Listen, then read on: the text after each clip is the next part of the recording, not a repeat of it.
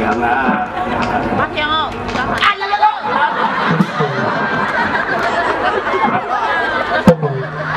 นี่คุณดังว่าอันสูว่าทั้งเขาพระหลวงเป็นเจ้าอันนั้นเขาได้เข้าไปคือพระเป็นเจ้านะเขาจึงเป็นคุณลักษณ์ให้มาพิธาบารมีมาแก่งมากันกรรมฐานสิทธิานมาภาวนาตาดีพิธาบารมีในเมืองกวนกวยบเบว่าในเมืองที่พวกบางเมืองสังเท้าผมสิมปัจจัยนักกาปนิพุทธิยามัง30 ใบ 30เขานั้นเพราะว่าใครที่ทำบารมีที่มาแก่งกรรมภาวนาวันนั้นถึงไปลงมาในเมืองคนเอกขึ้นมาในเมืองคนเสสองมาแก่งกรรมภาวนาสองมากรรมสินกรรมธรรมสองเลยมาที่ทำบารมีเช่นไหนเกี่ยวกับอันสุขุสเลยใครจะถึงพระเป็นเจ้าชีเลยลักออกทุกออกปากมานั้นเยื่อนไปอยู่ซ้อมในจัดบานสีสู่ไปเลยแจ้งเลยกันสู่ไปเลยกว่าหาการหาจ้องไปเลยกว่าหาการดีพระตราสังสิเลก็เปิดตาหาเลี้ยงจ้องเลี้ยงใส่ก็เปิดตาหน้าเฮือนใจยิ่งก็เปิดตาลูกตามีสิจองเลยอยู่ซ้อมจัดบานถึงจำราสิเลยหมอผู้หมอป้ากว่าซ้อมถึงน้ำของน้องให้จะเลยดูข้าวยามเพราะฉะนั้นอันสุขุจะเลยใครจะถึงพระตราสังขารเจตนาสามเจ้านั้นเขาเจ้าคนกาเลยมีหลักสองบรรดาเครื่องยึดจ้างขังอันดีเสเลยเขาก็ก้นเลยจัดบานเนื้อผู้ดังงามผู้หมอปลาส่วนนั้นเขาก็เลยเป็นผู้มีศีลมีธรรมเขาก็เลยมีด่านหน้าลีศีลาเมียนั้นอันเขาเจ้าเลยมีเสียงกึ่งเมืองเสียงอีหลงทางสอบอันเขาเจ้าคนกาที่ด้วยเสียงเขียวลงได้กูจะง่าเอามือสู้สองใจดีกว่าสิเอากำจัดสู้ย้อนใครเลยใครเห็นว่าเสียงเขาคุณกาเนี่ยมันเป็นเสียงอีเสียงถึงวันถึงเมืองสิแหละปีสังกอเป็นนั่นห้องอาสังสู้จ้องสังกอเมื่อหนังองค์หนังสังเป็นมากครับเดี๋ยวยอมนะ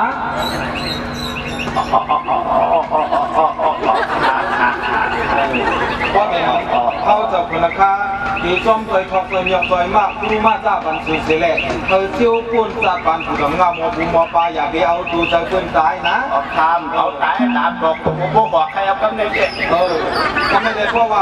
ใครอยู่ใครจ้างใครมีแต่หน้าศีลาศีลธรรมใครจ้างกันภาวนาเพราะนั้นจึงเอาเสียงตีเสียงถึงวันถึงมึงหวยในลุกในเสลกับหมายที่ดูดีทิ้งกูถึงกูย่างเสร็จต้องทางก็เป็นนั่นตีทางก็เป็นนั่นเอาหน้าจุ่มว่าจุ่มขาจุ่มขาสามจุ่มขาเดี๋ยวก็เป็นนั้นเขาสุก็เจ้าบนจัดปันนันร้อนทุกข้าคันใส่ข้างนี้นั่นก็เอาสู้ใครได้ใครเป็น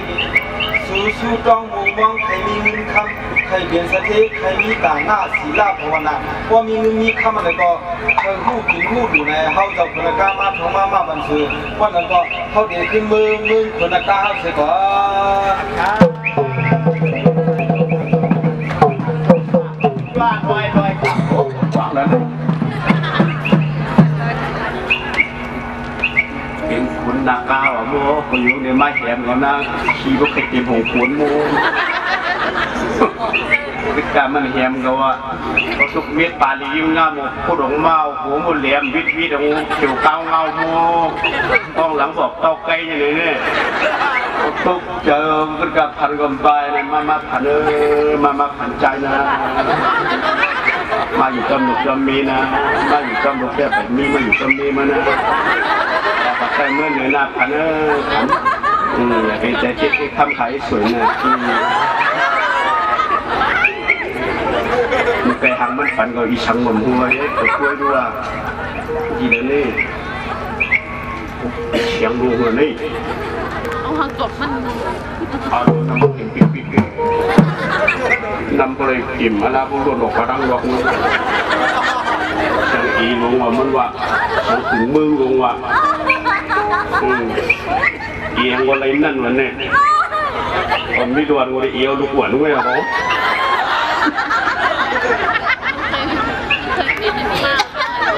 ผมก็ตกเจอเขาก็ความตั้นคุกจะแรงนะ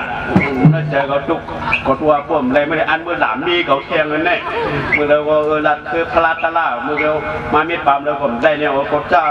พูดไว้ในเจ้าจะนะก็พูดออกมาก็ผมตั้งว่าหางพลาดลงเปลี่ยนเจ้าก็วันในร่วมเราเนี่ยสำมันนับอย่าไม่ทำมาปั่นในเกาเวว่าดูก็ว่าพลาดลงเป็นเจ้าไว้นี่ก็อยู่ในมาเหียมเขาอยู่ในเอามาเอาผมกว่านั้นนำคนในว่าโอ้ขี้โง่ใครขี้โง่ใครยิ้วมือไกลเนี่ยก็กูเต็มกูอะไรก็ชันนึงคนไหนได้ก็ไปเอาในมือน่าช่างอีน้องว่าคนไหนก็ได้เอาในมือปั่นมือเขาเม็ดก็ความเอามันมาอยากเอาตัวเจอเป็นตายว่ะที่พวกเราตัวเจอเป็นตายกันมันเดี๋ยวมาเขาตายหมูหัวเขาก็หูตายหมูมือคนไหนก็เอาคนไหนก็จุ่มตะกี้ถังทำไมได้เขาตีเลียนเห็นมือเอาในนี้มีก็ตีเคลื่อนกว่าชัวร์มือได้เดี๋ยวไม่มาอันบักคืออันตับเกียนนี่อันนั้นมันบักมาละตับเกียนเองอันนั้นขึ้นมาลิขไถในตับเกียนเองเกียนช่วยอะไรเองอารมณ์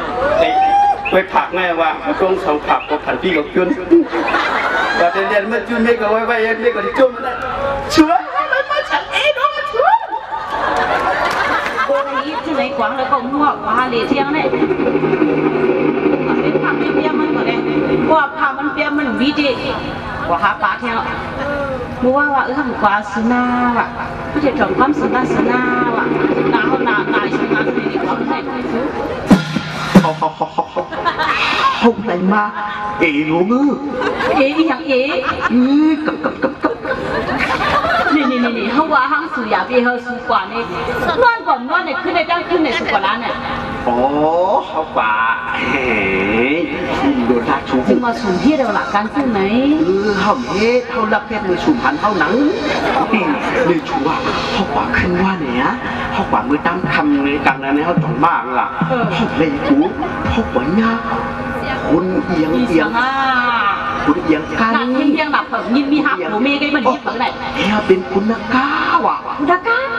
เขากลุ่มยังไม่เปล่าเขาว่าสุขภาพคุณนักก้าเนี่ยฮะสุขพ้นกับใครสุดๆเนี่ยมาหาคุณนักก้าหล่ะ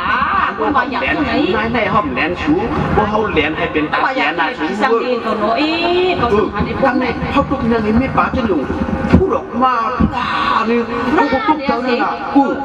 ลูกคิวกังเงามันมีเหมือนนี่เหมือนน้อยนี่เดี๋ยวปุ๊บจัดนี่กองหลังมันชูผู้เขียวเขาใกล้ชู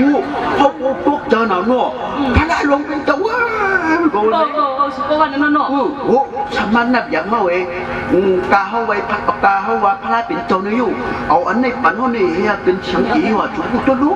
ตาเขาเกียนเขาตัวกำลังคนไหนสติสูมันอยากไปเอาตัวเจอเป็นตายแข่งหน้าเนี่ยว่ะปัจจัยไม่ไหวเอาหล่ะไหวเอาค่ะเขาไหวตั้งไหวขี้โกงให้ดันจะเถิดหัวหน่อยเมื่อสูตกจะสอันกล้าลงเป็นเจ้าสวนเลยค่ะเขาว่าเมื่อสวนนำให้นั่นตั้งหมดเลยนำให้นั่นตั้งหมดพวกเจอเป็นกลางคู่หลอกมาปนาเขานั่นสายมีเราผู้ขาดนังหน้าเขาวันนั้นมันยังเป็นมาปั่นที่ไม่นี้นั่นมันยังนี้น้ำม้วนให้ในหื้อเจอวิญญาณการกำเลยขึ้นมาไหนนั่นเลยพวกเป็นถังเป็นถ้วยเลยผิวนั่นเลยโค้งขึ้นไปไม่ไปต่อเขาชื่อว่าเขาพวกปิดแต่หายนั่งปุ๊บเพื่อนเขาปุ๊บตกนังอ่ะถ้าลงเป็นจะว่าเขาว่าในนาชื่อว่า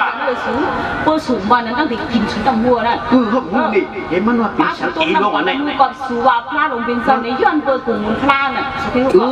ที่เป็นจริงนั่นเนี่ยย้อนเปิดกลุ่มมุนพลาอยู่สูว่าเจ้ากลุ่มมุนตราต่อเจ้ากลุ่มมุนเสียสมาสังกัดเจ้าเนี่ยเพื่อนหายยกมือเดียวในเขาติอีจำตัวให้เป็นขึ้นเตี้ยในว่าอี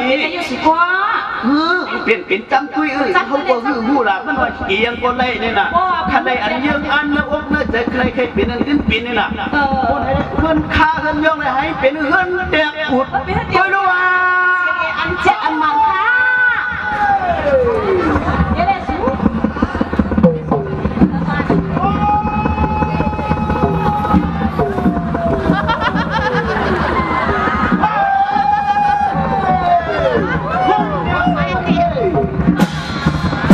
ผมพยายามบวชนะครับสัมเปียนอะไรวะคือน่าจะเป็นเปียนนั่นเองโอ้สัมเปียนสูอะไรเกิดเปลี่ยน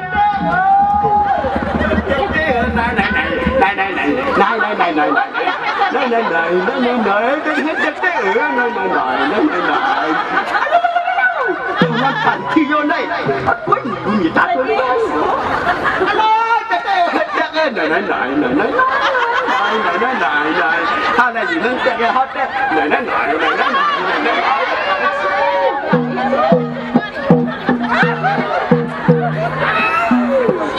เขาแหวนตั้งเขามันเวทีเขามันเลยบอกหัวในไม่เป็นอันทอดอันเลียตีนี่เธอท่าในนั้นทักไปในเราเนาะเขาว่าสุนัขผู้สูงการเขามีผู้สูงในตั้งดีมากน่ะเช่นน้องฟ้าในปีจะมาซ้อมซ้อมมาสักเขาในขึ้นแตกมานะการของคนยาวไอ้มุงผ้าการเลี้ยเขาติดตู้สุดเลยอากาศก็เดี๋ยวมันเกี่ยวกับการสองก้อนอยู่แล้วมันสองก้อนเลยอยู่ก็เดี๋ยวมันจึงการเลี้ย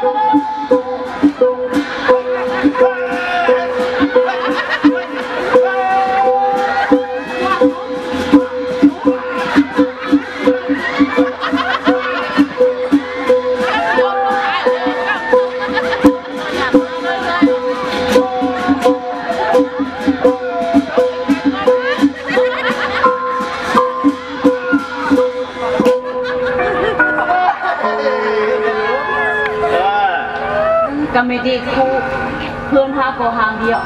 หาหลุดกว่าหาลายคู่ลายเล่นกว่าหาสิดีมั้ยคู่หาหมิ่นสูงตั้งคือไหนดังคู่หาปิดแยกตรงนี้เที่ยวปากวันนั้นบนเหลียวไหน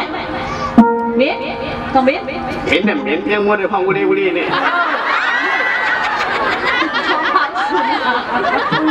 เห็นเนี่ยเห็นเพียงมัวในห้องบุรีว่ะสุนัขก็เขียวกว่าน่ะสุขิมเจ็ดกุลอยู่ได้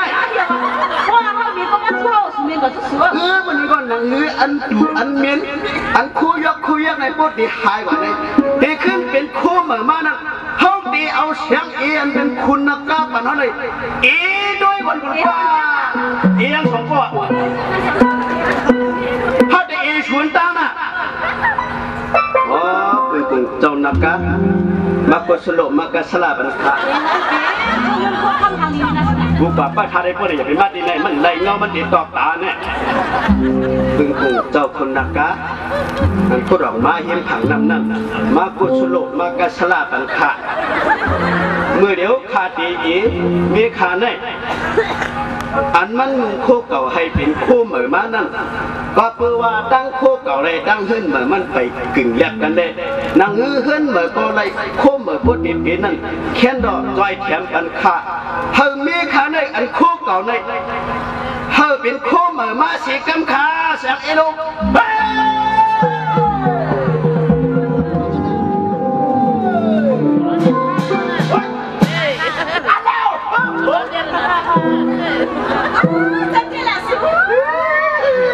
ชัว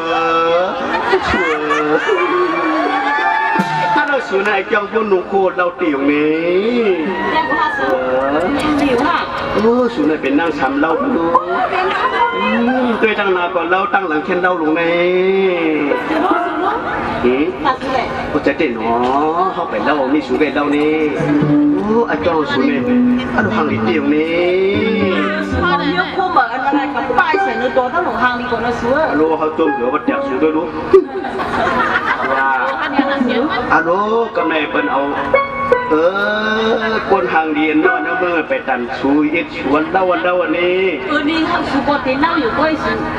คู่สูกันแน่พวกนั้นสูขึ้นเอาในมันเท่าไหร่พวกนั้นชื่อเนี่ย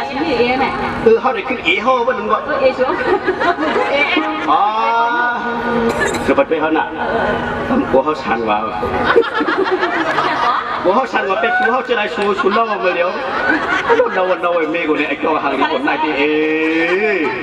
ฮัลโหลนุ่งสุขคนของด้วยนะไอ้เจ้าหางนี่ที่เมฆคนนี้ไอ้บุญกิจเขาก็ไปหางนี้เนี่ยข้าได้ขึ้นข้าข้าในขึ้นเป็นโคยกขึ้นเป็นโคหลีให้มือหนังผู้ยิงข้าในกำขาจุ๊บไปด้วยอ่ะ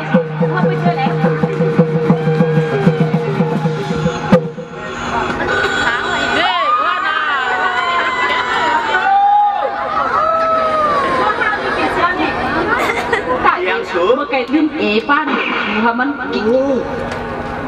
ก็ในเล่าติ๋วนี่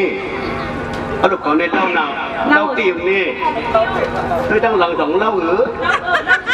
เขาปวดเล่าตั้งหน้าปวดตั้งหลังเล่านี่ทางเดียสือเขาก็เขาในทางดีค่ะเขาก็เคยเขียนที่นี่เลยเขาไปเลยอาบน้ำกุ้ยเอ้ยอาบก็ไม่รวมอาบไปทางเดียวสิไอ้เขี้ยวผมมีอยู่นะพร้อมก็สิเฮ้ยทำใครเล่าไว้เลยเมื่อกี้ที่เลี้ยงเขี้ยวไปเสือนาสุนัยมือไม่พอเอาลูกจงจูกับความกับลุ่มหลุมด้วยลูกเอาลูกหอมโอ้สูหอมเหม็นหอมใจสูหอมหอมเฮลโลกันไม่ได้นี่สูอาลูจะเต้นอ่ะเมื่อเดี๋ยวในโคยกกว่าในคำว่าเป็นโคดีมาเจอในสูว่าเมื่อหนึ่งเพื่อนห้าลูกเมื่อเดี๋ยวเพื่อนคาไปไหนขึ้นเป็นเพื่อนแตกกว่าเจอไหนถ้าที่อ้ามสูว่าเป็นคุณนักการตรงไหนเมื่อหนึ่งอันเสียงอีลงมาในเขายินจมเตี่ยวสูย้อนตัวฉันเข้าต่ำหัวในเจ้านักการปันเท่าในสูว่าก็มาสู้นี่ให้ลองตั้งดีก็ลองตั้งดีซ้อมผ่านให้ลองซากก็พี่จะมาซ้อมสู้เดี๋ยวให้ลองตั้งดีนี่ก็คุณลีคุณยันเนี่ยก็มาซอยมาแถมมาถอเขาวางสุนันน่ะเขาเหตุการณ์อันสู้เหตุมาลองซื้ออันนี้ดังเซนนั่นเอาผู้เสือคนตายไม่ซื้อตั้งแต่เลยถามให้ลองกันทั้งไหนอยู่อันนั้นนะด้วยกาว่าสุโกซื้อหูกว่างการเลี้ยงซื้อกว่างเสือกว่างข้อว่าในเหตุการณ์คนนี้กู้สูงในความกาสวะลดลาลงเป็นเศร้าในกุ้ยสุกุเลยทุกหันเสียงเอในอันที่ห้าสูผู้สูลูกศิษย์ในกาในสุตั้งเขาความเสียงเป็นปากแห่เขามีเขามีเงินเขาอ่อมมีสังก็เขามีหมาเบี้ยแห่เนี่ยก็เอามีเงินทุกวันไรสาแห่ย้อนเหตุเป็น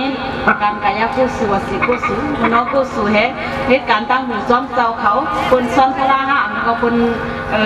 ตีกองมูห้านี่เหตุลองสังเสียมาสุลูกศิษย์ในก่อนเสียไปกับประเทศเขานะ